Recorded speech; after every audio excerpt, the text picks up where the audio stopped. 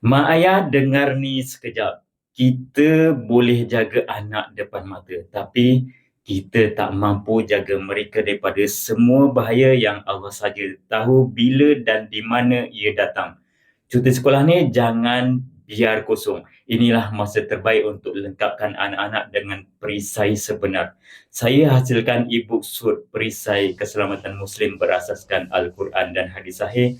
Ada doa, amalan sunat berfadilah dan panduan keselamatan yang boleh diamalkan sekeluarga. Yang penting, ajak anak-anak baca, hafaz dan amal, bukan sekadar simpan. Ada versi percuma untuk mula dan versi penuh RM6.30 je. Kita sedang melangkah ke tahun 2026 yang makin mencabar, tapi perlindungan Allah tak pernah berubah. Jangan tunggu bila dah berlaku sesuatu baru menyesal.